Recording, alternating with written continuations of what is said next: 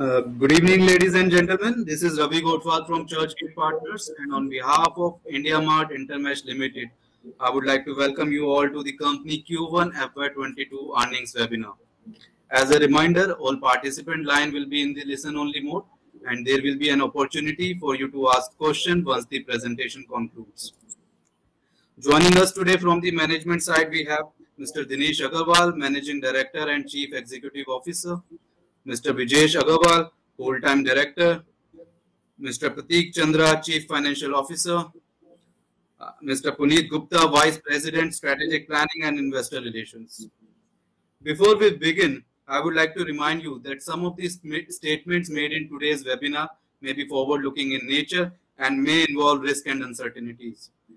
Kindly refer to slide number 3 of the earnings presentation for the detailed disclaimer. Now I would like to hand over the call to Mr. Dinesh Agarwal for his opening remarks. Thank you, and over to you, sir. Thank you. Good evening, everybody, and welcome to India Mart's Q1 FY22 results conference call. I hope you all and your loved ones are staying safe and healthy. We have already circulated our earnings presentation, which is available on our own website as well as stock exchanges website. I am sure you would have gone through the presentation and detailed financials attached. I would be happy to take any questions afterward. In the meantime, I am pleased to report that India Mart has delivered a consolidated revenue from operations of rupees 182 crores in the first quarter, representing a year-on-year growth of 19% on a lower base of Q1 FY21. Collections from customers stand at 170 crores in this quarter, and deferred revenue has increased from 628 crores as of June 2020 to 715 crore as of June 2021. I think we have been able to navigate the disruptions caused by second wave of the COVID much better than last year, and have been able to sustain and deliver a profitable quarter as well. India Mart sustained buyer traffic of about 268 millions in Q1 FY22 and business inquiries of 162 millions in Q1 FY22. During the challenging second wave of COVID-19, our 90 days repeat buyers stand at about 55%. Unlike FY21, where we had lost in the first quarter, we had lost about 14,000 customers. We saw lesser mortality, and 6,000 paying customers have been declined on the sequential basis, closing the total count of 146,000 customers for the end of the quarter. We remain committed to enhance our value proposition and deliver value to our customers through organic and inorganic initiatives. As communicated earlier, in line with our strategy, we have made certain progress in the areas of accounting, logistics software, distribution management, SaaS, and order management. Now I would like to hand over the call to Prateek to discuss financial performance in little bit more detail. Thank you, and over to you, Prateek. Thank you, Dinesh, and good evening, everyone. I will take you through the financial performance for the quarter ending June 2021. Consolidated revenue from operations were at rupees 182 crores in the quarter, a growth of 19% year-on-year, supported by both increase in ARPU and paying subscribers year-over-year. Consolidated EBITDA was rupees 89 crores, representing a margin of 49%. As highlighted earlier, company posted strong YOY revenue growth due to a low base of Q1 financial year 21 for comparison, and maintained high margins as we continue to work from home and have lower cost. Net profit for the quarter was rupees 88 crores with a margin of 42%, and cash generated from operations during the quarter was rupees 61 crores. Thank you very much. We are now ready to take any questions. Thank you, Prateek. We will now begin a Q&A session. Please allow camera and microphone access if you wish to ask a question, and use the raise hand option. You may type your question in the discussion panel, and we will revert to you if any question remains unanswered. Please restrict to 2 questions so that we may be able to address questions from all the participants. We will wait for a couple of seconds while the question queue assembles.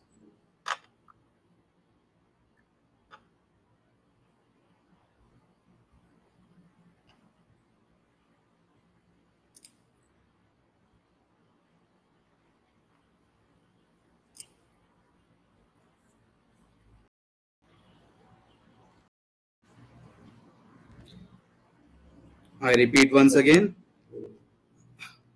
please raise your hand in order to ask questions and enable your camera and microphone access.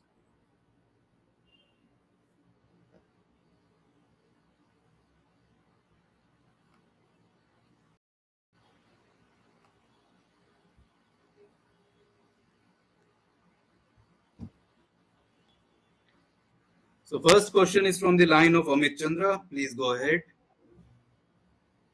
Am I audible, sir? Hello. Yes, Amit, we can hear you. Please go ahead with your question. Yeah, hi, sir, and thanks for the opportunity. Yes, sir. So as you mentioned that obviously the impact uh, has been lower as compared to the first wave. But how do you see it in terms of the impact that we have seen in in these pockets? Maybe if you can comment what has been the impact on the monthly and on the yearly package users. Okay. And as we see that we have seen sharp jump in realizations. So how do we actually read that? So what has actually actually uh, you know uh, this thing led to the increase in the realizations? So if you can provide some clarity on that, then I have a follow up.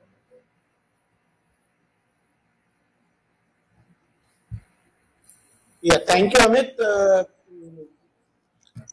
As you can see, last time also we had reiterated this fact, and this time also, uh, most of the customers that pay us monthly, they are the immediate ones who we come to know immediately because their monthly payments are not received and they are removed from our customer. So even the last time and even this time, I think almost 80-90% of the total customer that we decline is coming from the silver monthly bucket only. And most of the other customer buckets have either more or less filled up from the new upgrades or have signed up. So there we have not seen much of decline. Now, coming to your second question on the realization, as you know, the total revenue itself has been increasing, which is coming from the deferred revenue. Uh, Deferred revenue last quarter had increased substantially, and so is the revenue for this quarter. And it is divided by the number of customers this quarter. And since most of the customers which are downloaded or which are removed are the lowest ARPU customers, and that is why you see a sudden jump in the average revenue realization per customer for the quarter. I believe that is a just a quarterly aberration, and as soon as we will recover this customer base, that will normalize back again to a 45,000-46,000 rupees. Okay, okay, so thanks for the clarification. And also, sir, in terms of your investments that you have planned, for the rest of the year, and like what kind of recovery you're seeing. So based on that, can we expect like upfronting of some of the investments that we have been doing in terms of sales and marketing, in terms of also sales cost, because that has been coming down, like consistently. So, based on the market conditions, and like based on the recovery that we're expecting, how do we see the how do you see the thing cost going forward in terms of your investment in sales and marketing and hirings, and in terms of your also sales cost, and also in terms of the increasing competition, like maybe some of the competitors are spending huge amounts of money on advertising. So are we seeing any impact of that on, say, traffic, or in terms of any of our clients, like shifting from India Mart to the competition or something of that sort, if you're experiencing? Yeah. So since you have asked two, three questions, let me try and answer them one by one. So first one, let us see the. We have been telling this that in the October, November, December quarter itself, that we could not do hiring in the first 2 quarters of the last financial year, and we wanted the office to open before we start hiring. However, that did not happen until Diwali. So post Diwali, we started to hire number of people, and that could be seen as in this last quarter we have been able to increase total employee on the rolls of IndiaMart from 2,700 to about 2,982. Uh, January, February, March was good months where we could do the campus interviews, do the other interviews, and hiring was good. However, as you know, April and May were pretty bad for everybody.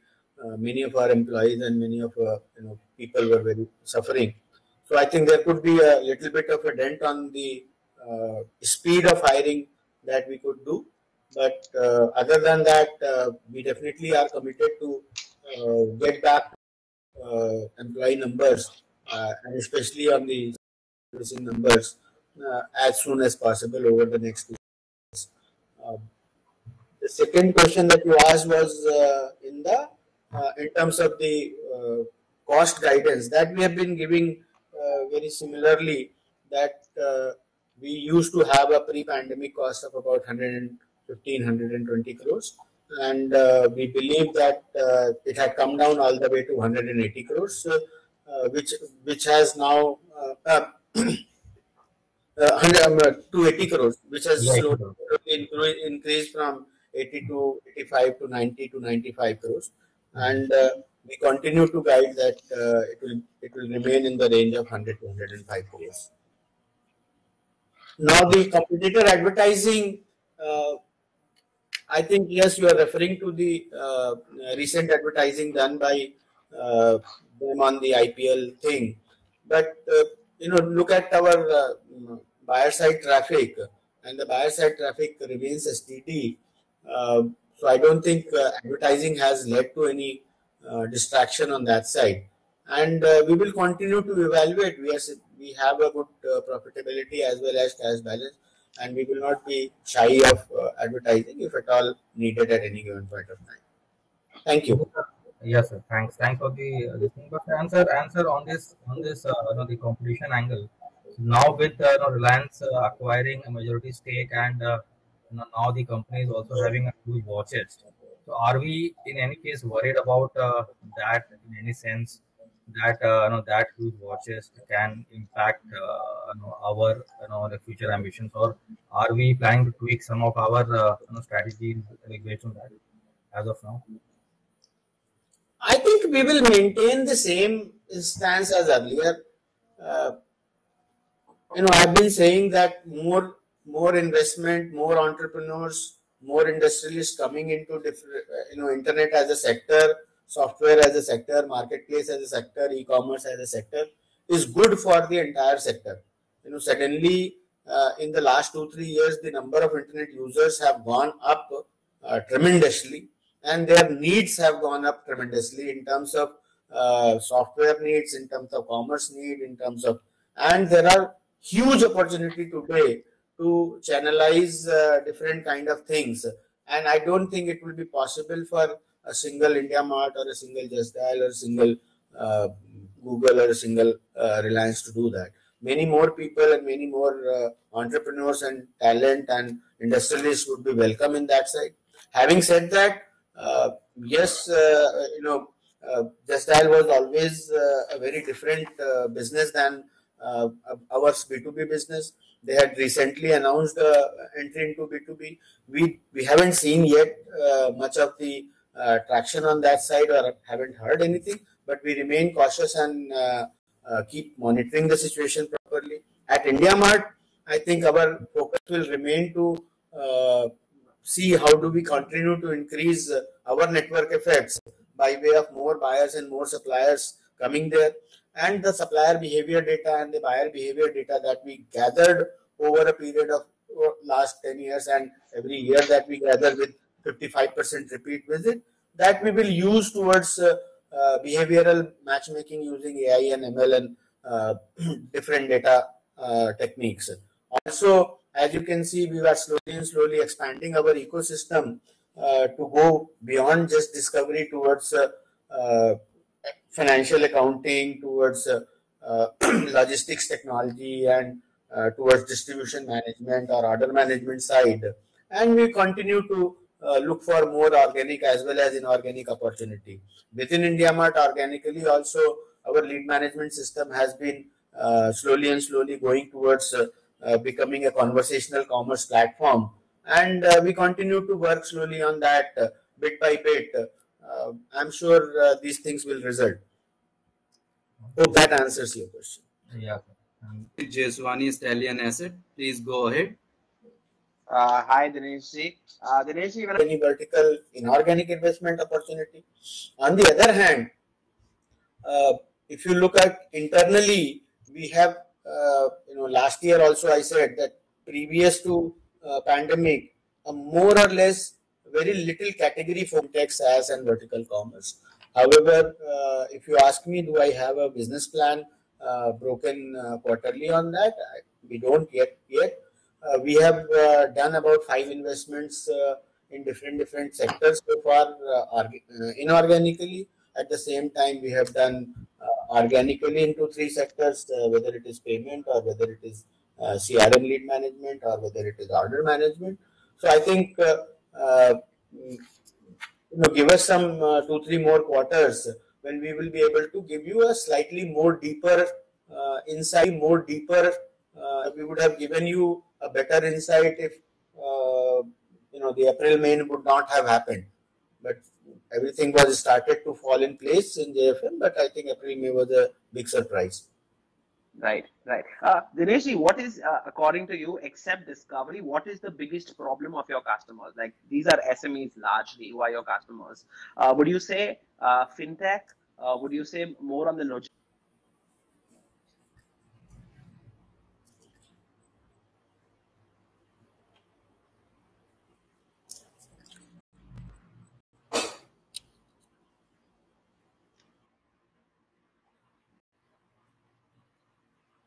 So next question is from the line of Mohit. Please go ahead with your question. Hello, hi, good evening. Am I audible?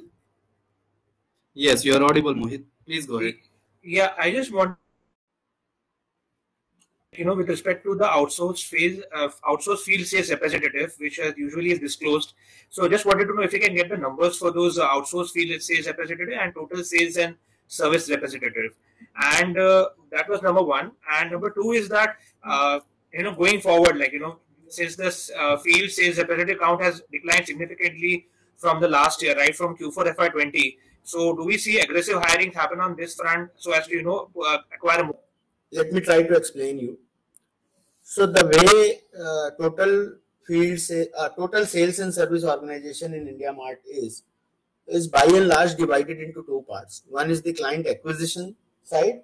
The other is of July, August, September. We started with the option of franchise or a dealer distributor network spread various cities where they operate a smaller branch kind of a setup, 5 to 10 people branch as a third party. So the outsourced sales cost is now become very difficult to quantify in the number of people, because there are so many different dealer distribution and channel sales.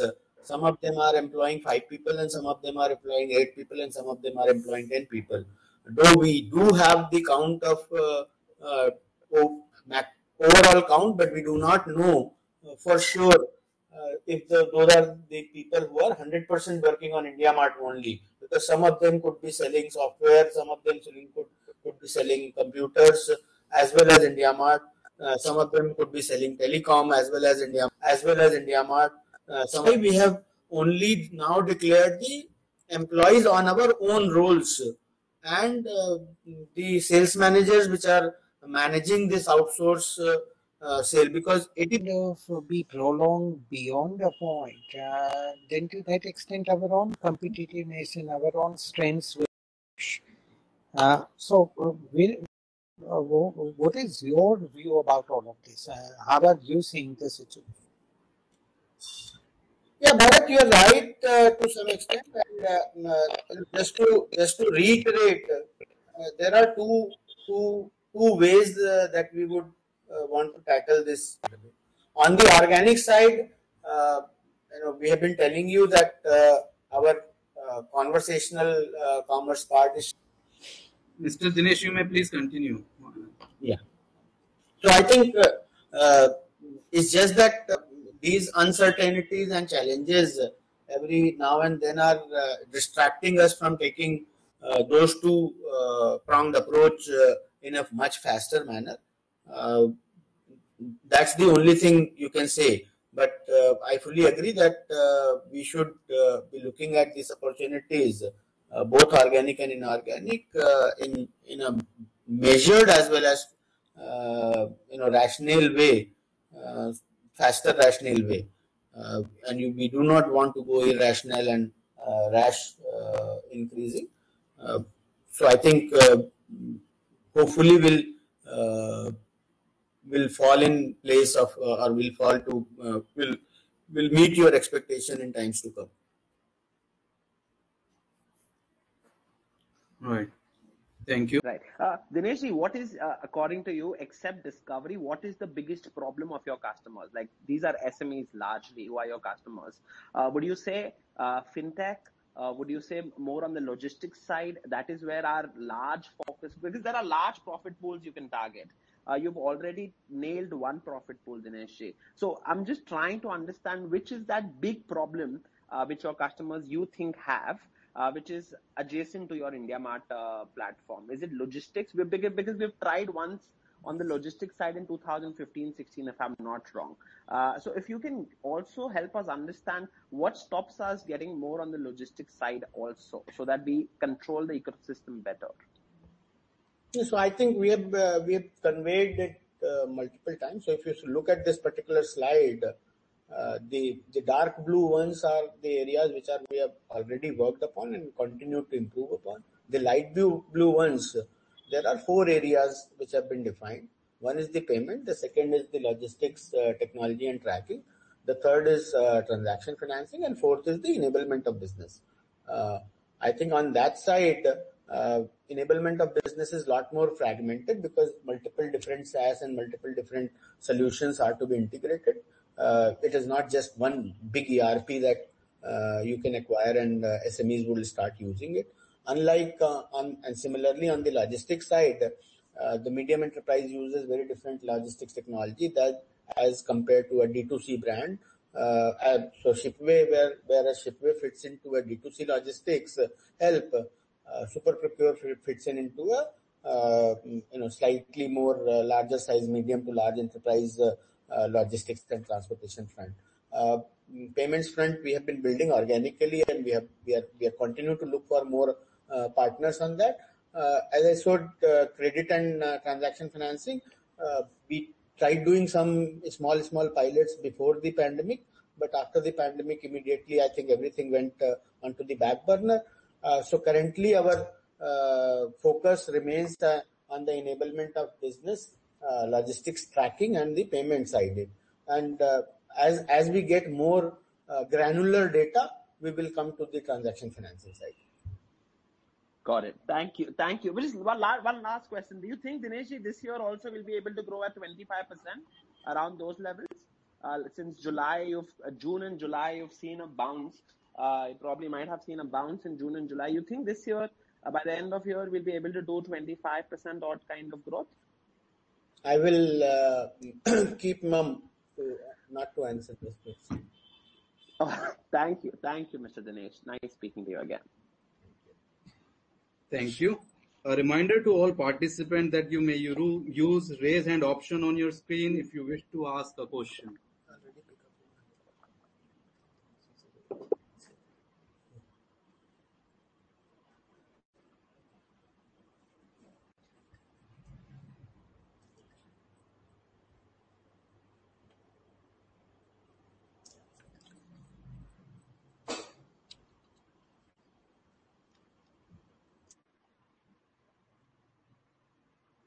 So next question is from the line of Mohit. Please go ahead with your question. Hello, hi, good evening. Am I audible?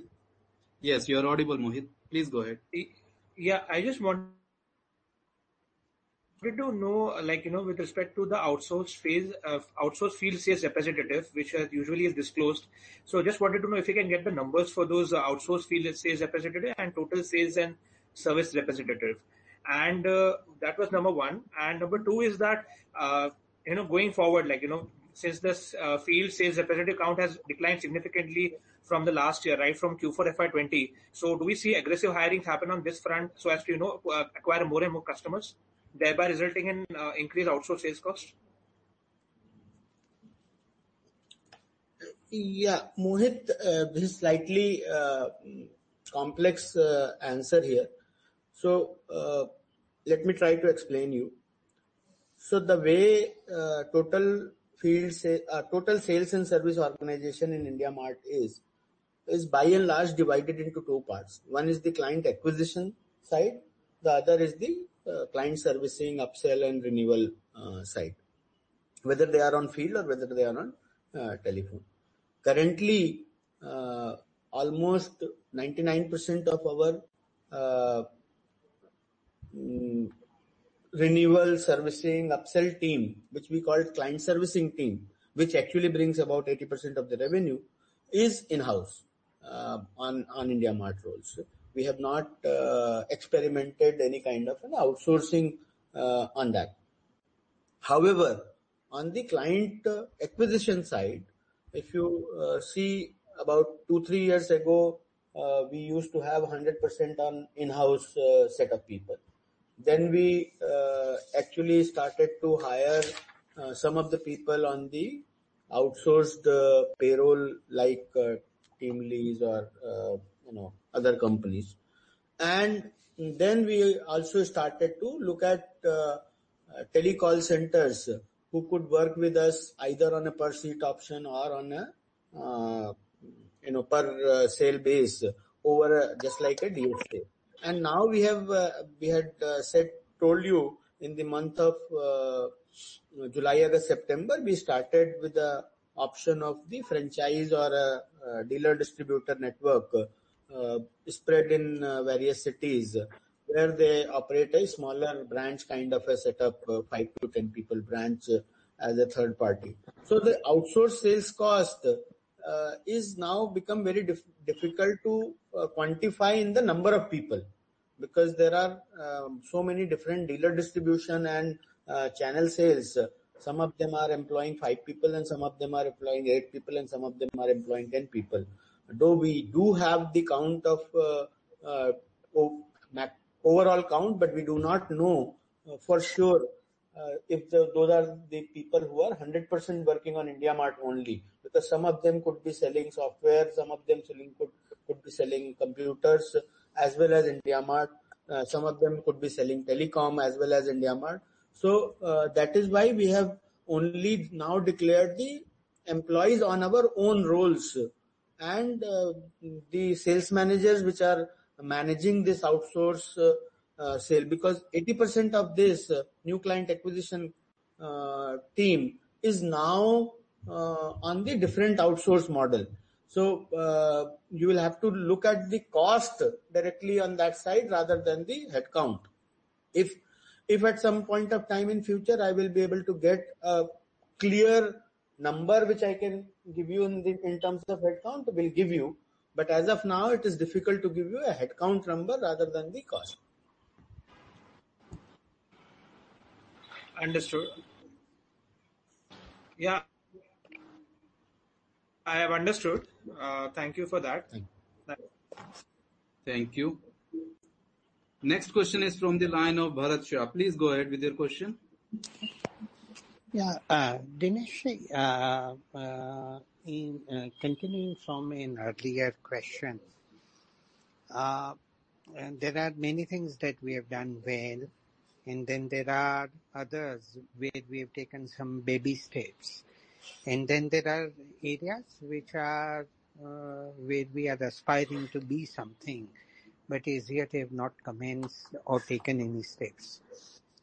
So, given the size of the opportunity, which is very large before us, unless you disagree that the size of opportunity is small, then it's a separate issue. But if you agree that size of opportunity is large, What is inhibiting us from moving about in a more, so to say, measured way? I'm not saying that we take rash kind of steps in haste, but if we allow opportunity to kind of be prolonged beyond a point, then to that extent our own competitiveness and our own strengths will diminish. What is your view about all of this? How are you seeing the situation? Yeah, Bharat, you're right to some extent, and just to reiterate, there are two ways that we would want to tackle this large opportunity issue. You know, immediately after the IPO, we said that okay, let's start on two-pronged strategy. One, the inorganic side, and one on the organic side. On the inorganic side, we did one or two investment, and then this whole last 15 months pandemic had happened. Though we continued to do the more inorganic investments in the last 2, 3, 4 months after the first 6 months of the pandemic. On the organic side, we have been telling you that our conversational commerce part is shaping up well on the lead management and CRM side. However, you see very little happening on the payment and transaction financing side. I have told you that conversation. Hello. Hello. Yes, Mr. Bharat, can you hear us?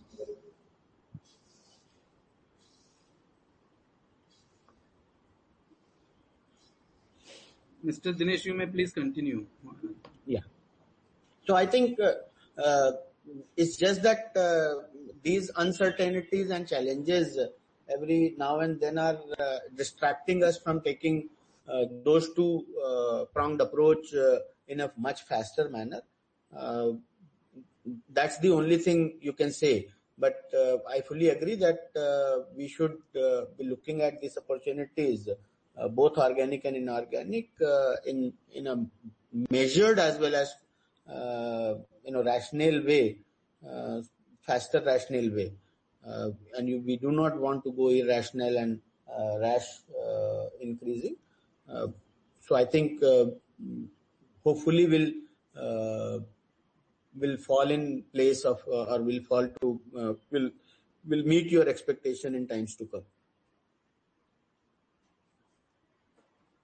Right. Thank you. Next question is from the line of Kumar Pandit, Somrest Capital. Please go ahead with your question. Hi, thanks very much for the call and congratulations on the results. I just have a couple of questions. The first one is, could you just explain the dynamics behind So, Mr. Kumar, ARPP? could you please speak a little bit louder? Yes, of course. Is that better? Yes, please continue. Great. I just wanted to understand the dynamics behind the ARPPU growth in spite of the decline in paying subs, and whether you think these dynamics are sustainable, and whether these trends are sustainable over the near to long term. Thank you. Yeah, Mr. Kumar, I think I've already answered that question. Due to sudden decline of the number of customers, mostly from the lower ARPU segment, this suddenly looks like an aberration. I have already answered that once we start the customer base growth and recovery on that side, it will come down to the usual 45,000-46,000 rupees. Thank you. Apologies, I missed the early part of the call, and that you mentioned that. So thanks for clarifying that. Do you have any other question, Mr. Kumar? No, that's fine for the time being. Thank you. Thank you. Next question is from the line of Sudhir, ICICI Security. Please go ahead. Sure. Thanks for taking my question. Now, firstly, in terms of the cost structure, right? You spoke about, let's say, reorganization or restructuring of the sales team into 2-3 different models, and accordingly, our cost structure may have changed a bit. And we have also been seeing some of the COVID-led cost tailwinds for the time being in terms of, let's say, a higher mix of telecallers rather than put on seats, so on and so forth. So when we reach the steady state, let's say when COVID is behind and when we reach the steady state, how do we think about the steady state margins at an EBITDA level? I think I've already given that answer earlier also. We used to be at 30% odd margin, closer to 30% margin. And, we had saved about 20 odd percent or increased the margin by about 20 odd percent.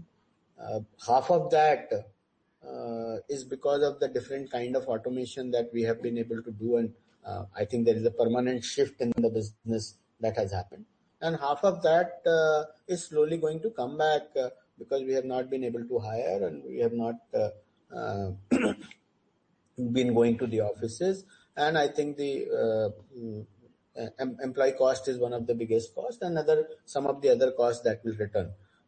So I would say that if you take that into account, from closer to 30% margin, I think will be more closer to 40% margin in this steady state. Got it, Dinesh. And the second point on the buyer side, traffic or business inquiries delivered, so on and so forth. This quarter, I think there is a bit of buoyancy we have seen. Is a decent part of this led by, let's say, searching for product categories like oxygen concentrators or oxygen cylinders, so on and so forth?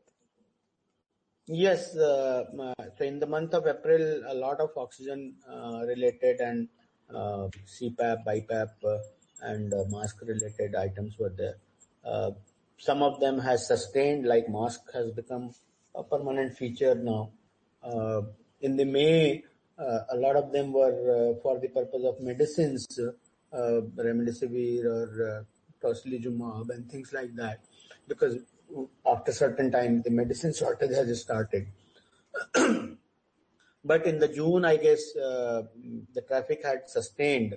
So it is not that whatever spike came in the April and May, because in April and May on one side these medical spikes came, on the other hand naturally the industry was more or less shut down. So that actually balanced it. But we are seeing in the June month or in the current weekly trend, I think a 250 to 60 million traffic seems like a sustainable traffic. Got it. So even after that spike is over, that rush towards oxygen concentrator as a category is over, you are still seeing reasonable amount of buoyancy in the inquiries delivered and the buyer side traffic. Yeah, it has become very diversified. As you have seen in the past, we are coming from 50 different industries, almost 100,000 different categories, coming from 1,000 plus towns and cities. Tier 1 cities only contribute about 33% of the buyer traffic. Tier 2 city about 25%, and then tier 3 and 4 is actually increasing now at 41%. So we have a very well diversified traffic across fashion, apparel, garment, chemical, fertilizer, medical, agro, machinery, and everything. So I guess we have seen even on a monthly basis, if you go and look at any of the indicators at Alexa or SimilarWeb, the traffic is maintained, and we believe that there is a permanent shift has happened towards internet adoption, and IndiaMart has proven to be a go-to place for people. Yeah. Got it, Dinesh. Thanks and all the best. Thank you, Sudhir. A reminder to all the participants that you may use raise hand option on your screen if you wish to ask a question. Next question is from the line of Bharat Shah. Please go ahead, Bharat.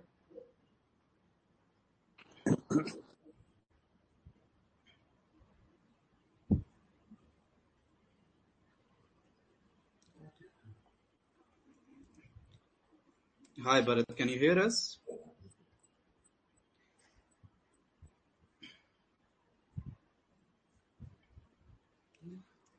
A reminder once again to all the participants, please use raise hand option on your screen if you wish to ask a question.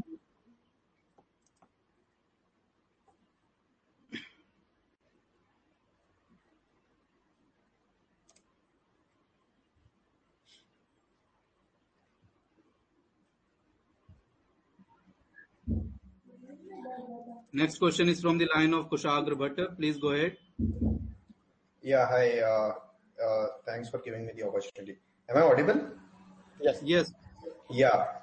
So one question on this data advantage which you were mentioning of buyers and sellers on the platform with all the AI ML you can do on that. I just wanted to gather more sense on how with this whole data you are sitting on, what sort of analysis or what sort of advantage you can do versus others, possibly because all of the businesses in the B2B space are sort of moving in a similar direction. So how are you thinking of differentiating yourself in a way? What additional offering which you can provide, which I got it.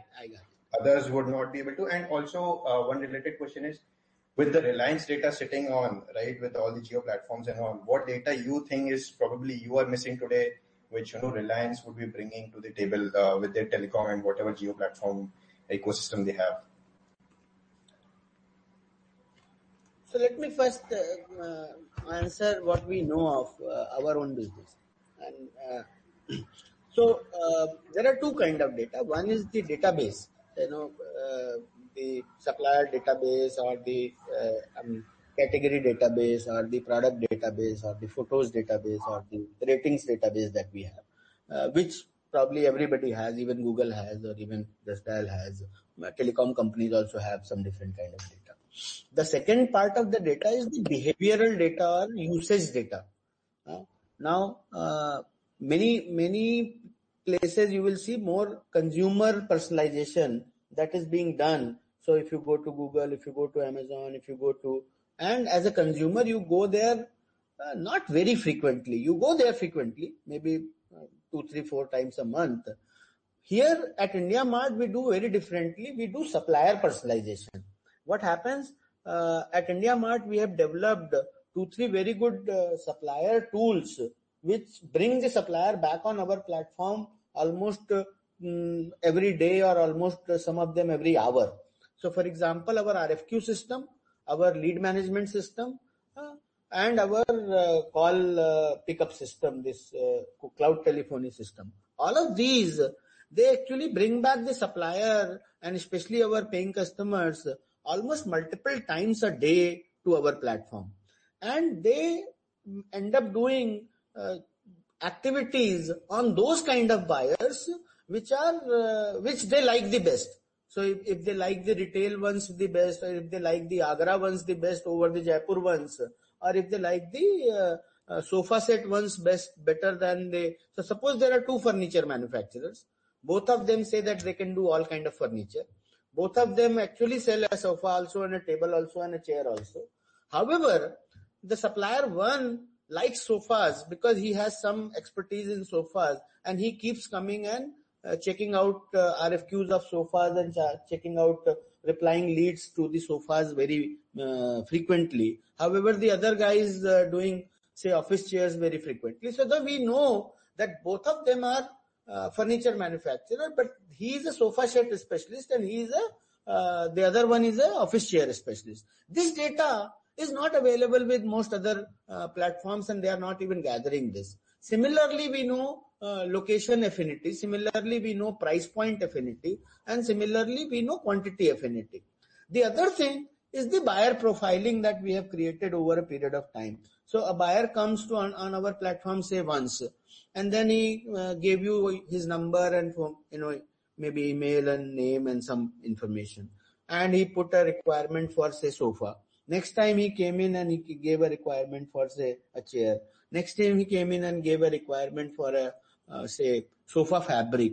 So we know that he is probably a sofa set integrator or a sofa set fabricator, and we display that to the suppliers. So it's it's an enhanced buyer profile that we have gathered over a period of time because the buyers have been repeating on our platform at 55% rate. So these are some of the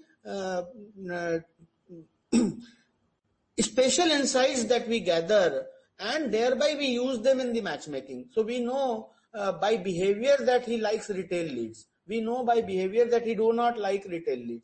We know by behavior that he is an exporter. We know by behavior that he is an exporter or he is a local only manufacturer. So we know all of these because of this data that we collect every day in, day out. And the data sources are RFQ consumption, our lead management where callback and replies happen, and the PNS system. And all of these data sources, obviously over and above there is a product data which is there available. So that is a very specific data that we are referring to. And anybody will tell you that the relevancy is far more better at IndiaMart than at any place else. Okay. And second part of the question, like what data you probably would be missing today, which Reliance is able to provide. Any sense on that, or you won't be able to comment on that? We have not been tracking Reliance. We have not been tracking JioMart. So we know only a little about just that. Now that this development has happened, we will start to study that more in detail as and when more details are revealed, and we'll try to see where we need to act, and we'll keep a close watch on the developments happening, and then start to build our strategy accordingly. Sure. Last question on the ARPUs thing. Is this the correct understanding when I break it up, the ARPUs, that the platinum customers, the top 10% suppliers on your platform, the ARPUs for them have kind of moved from almost 180,000 to almost north of 2 lakh rupees. So is this the correct understanding, first of all? No, sir. I think what happens is the way our revenue recognition works. Prateek, you would like to explain the way our revenue recognition works. It comes from the deferred revenue. So, right. The way ARPU we calculate is end of the quarter customers. So the total revenue recognized during the quarter divided by the end of the quarter customers, and that is so that this does not mean that the ARPU has increased dramatically in a particular segment. It is purely because there has been a sharp decline in the number of paying customers by 6,000, and that is why it is reflecting. It is also reflecting that most of the decline has happened at the bottom of the pyramid. Okay, got it. And a related question is, so when you mentioned that the ARPUs will kind of go back, I remember in one of the past few calls, you sort of hinted towards planning or strategizing towards price hikes as well in respective categories. So that those price hikes you are not going ahead with, right? I mean, we have been doing minor things here and there, and that is how you see a longer if you see a longer duration from 33,000 to 44,000, about almost 33% price hike has happened over the last 4 years or so. The specific instance that you're talking about, the category based or city based pricing, that we have not been able to roll out, and I don't think this is the right time to roll out that. Okay, sure. Thanks. Yeah. Thank you. Next question is from the line of Bharat Shah. Please go ahead. Yeah, I think earlier I was talking to you, and for some reason line got snapped off. So we were discussing that in terms of the size of opportunity, are we being a bit more measured than what is good for us, or we think what we are doing in at a pace is something which is meaningful and appropriate? Therefore, in that context you answered, uh, I wanted to raise an alternative point of view on that. Supposing we have to, if you have to think about India Mart 3 to 5 years down the line, what do you think India Mart would look like? What will be the key key defining aspects of India Mart that you think it will look like? Otherwise, you would regard that as a missed opportunity. Yeah, what we think we will look like is already there on this slide. Puneet, can you put up that slide again? No, I said in 3 to 5 years' time and not today. Yeah, this is 3 to 5 years time frame. This is where we would look like. This slide truly depicts what we want to look like in 3 to 5 years time. Which means dark blue or light blue, all boxes will be cleared and will be attained. I mean, 80% of these boxes should be ticked.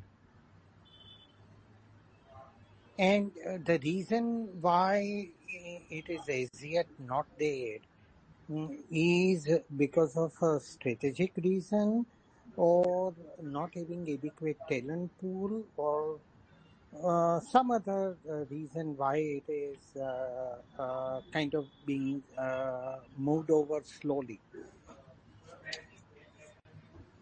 So, Mr. Bharat, I think until last year, we were only doing the first two quadrants. We were only doing the discovery, and we were in the process of doing conversation.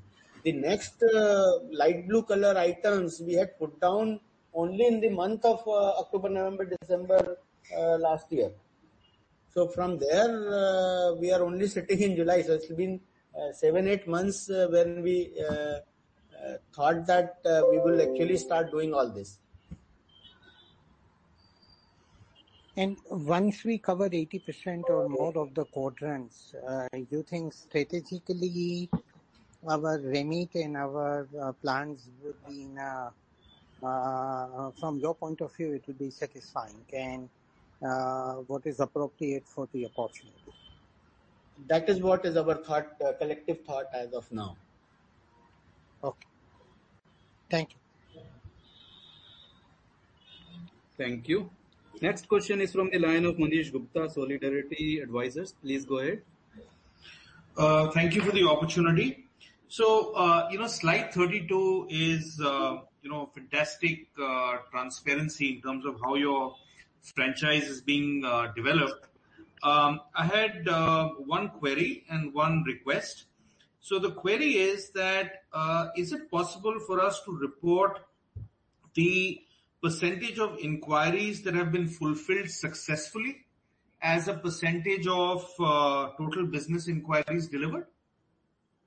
Sir, that number is only available to us on a sample feedback basis, and we get almost 100,000 feedbacks every month. So out of the monthly daily unique inquiries of about 8 million, 7 million that we have, 26 million in the recent quarter.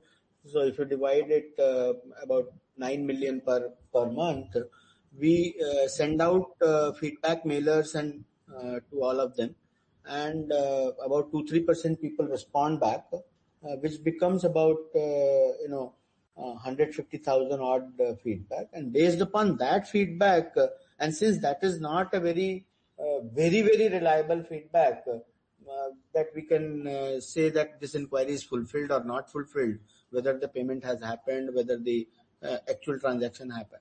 We have a sample data which tells us on every week basis or on every month basis what is the fulfillment ratio going on. As of now, the buyer fulfillment ratio typically trends at about 40% of the times. So 40% of the unique buyer inquiries are fulfilled. Yeah. See, my suggestion that would vary dramatically from city to city, from a tier 1 to tier 3, and from a category to category. Okay, so my sense is, Dinesh, that this is a very useful metric to see how the platform is servicing its end purpose. And as long as you're being consistent in the way you are sampling, I think even if you could report this metric based on the samples you're doing, it might be very useful. But, I think this is something I'd request you to think over and see if you could report. But there might be, issues there which might skew the data. But if you believe that the, sampling is representative, and if the 40% is trending higher or trending lower, I think it gives some good feedback operationally. So on a monthly or a quarterly basis, this number may or may not change dramatically. But on a yearly basis, as part of my roadshow and as part of my IPO roadshow and QIP roadshow, many of you had asked this question, and I had answered that over the 3 to 5 year period, this number has kept moving up, from 20 odd percent to almost 40 odd percent. However, in the last year and a half, the number of buyers themselves have gone up tremendously in the last 2 years again. And the number has still stayed at 40 odd percent. So maybe as part of, the current year's annual report is almost done, but maybe as part of the annual reporting, we would try to give this some color on this. Okay. The second query I had, Dinesh, was, like I repeat, slide 32 is very, very useful. Is it possible for you also to share going forward what is the percentage renewal rate of subscriptions of your top 10% suppliers? Yes. Sorry, top 10% customers? Top 10% customers, the renewal rates are above 90%. They used to be as high as 94, 95%. So in last year, ever since the pandemic happened, that has come down to about 90 or 89%. And we have said that the top 10% of our customers, the churn rates are less than 1%. Yeah. So my question was that can we add that to this quarterly data pack that you're sharing? On the top 10% customer? Yeah, because again, it's a very good metric to look at operationally. Yeah, we'll definitely note down your suggestion and look at that. Last question I had was, in your employees, the product and tech employees, that seems to be flat or going down. Anything to read into that? That there has been a specific, otherwise they have been about 500 odd, but there has been a specific downturn in the last 4 or 5 quarters, and that has started to increase. So if you see this quarter itself, that has gone up from 419 to 464. And also many of the, this product and tech and data employees, a lot of them are now becoming more technology employees and more product employees and less data employees, because data related roles we have started to outsource at various places. And, so whatever you see is about 498 was probably the highest in the quarter one just before the pandemic. And that, had some natural churn and we did not hire. But I think we are filling this back and we are aggressively going up there. So we would be, actually I would be guiding to go up to 600 very soon there. Okay, thank you so much.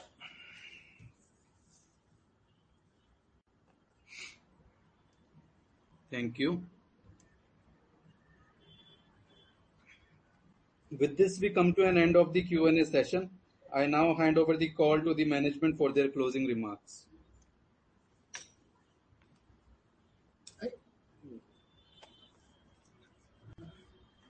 Thank you very much.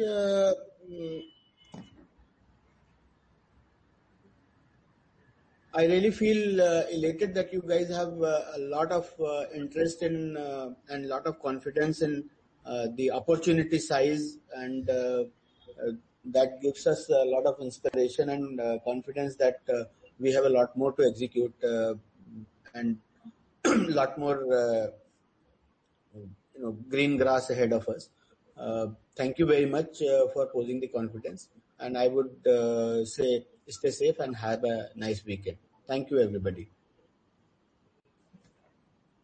Thank you, everyone. On behalf of IndiaMart, this concludes this webinar. Thank you.